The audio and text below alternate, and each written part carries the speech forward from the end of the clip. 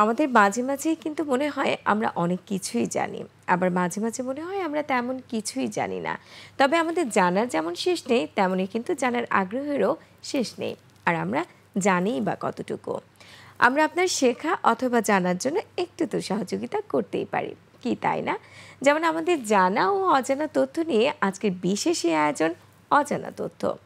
Alexander Graham bell 1876 সালে তার liquid ট্রান্সমিটারের মাধ্যমে টেলিফোনের জন্য প্রথম সফলভাবে শব্দ প্রেরণ করতে সক্ষম হন, যা আধুনিক মাইক্রোফোনের ভিত্তি স্থাপন করে।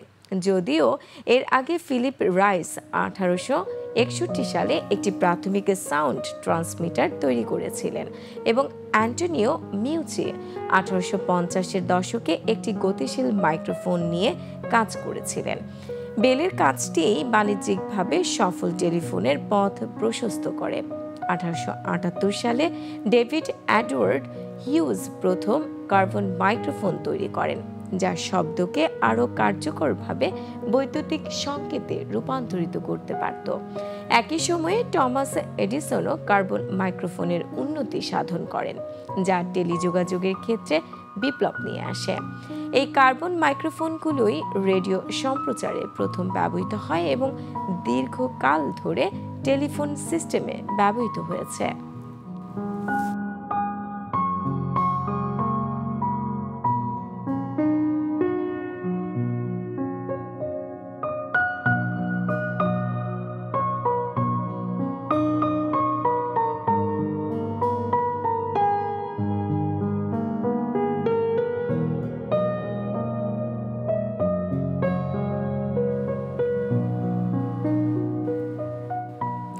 বিংশ শতাব্দীর শুরুর দিকে মাইক্রোফোনের প্রযুক্তিতে নতুন দিগন্ত উন্মোচিত হয়। 1916 সালে ইসি ওয়েন্টে কন্ডেন্সার মাইক্রোফোন আবিষ্কার করেন, যা উচ্চমানের শব্দ ধারণের ক্ষমতা নিয়ে আসে এবং স্টুডিও রেকর্ডিং ও সম্প্রচারের জন্য আদর্শ হয়ে ওঠে। এরপর 1930-এর দশকে আসে ডাইনামিক মাইক্রোফোন এবং 1940-এর দশকে আসে রিবন মাইক্রোফোন, যা কর্মক্ষমতা ও বহুমুখিতার দিক থেকে আরও উন্নত ছিল। এই ধরনের মাইক্রোফোনগুলো স্টেজ পারফরমেন্স, স্টুডিও রেকর্ডিং এবং সম্প্রচারের ক্ষেত্রে দারুণ জনপ্রিয়তা লাভ করে। পরবর্তীকালে 1960-এর দশকে ইলেকট্রেট মাইক্রোফোন এবং 1990-এর দশকে ওয়্যারলেস মাইক্রোফোন প্রযুক্তির উদ্ভাবন মাইক্রোফোনকে আরও ছোট, পোর্টেবল এবং সুবিধাজনক করে তোলে।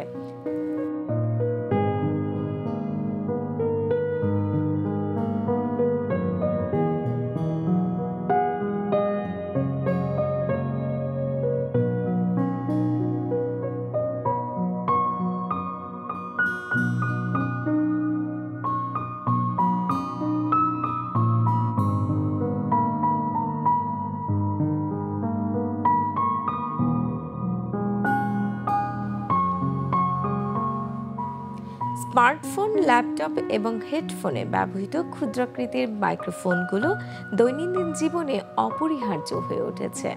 বর্তমানে ডিজিটাল মাইক্রোফোন এবং এআর অথবা বিআর প্রযুক্তির জন্য তৈরি বিশেষায়িত মাইক্রোফোনগুলো শব্দের নির্ভুলতা এবং স্থানিক অভিজ্ঞতা বৃদ্ধিতে কাজ করছে।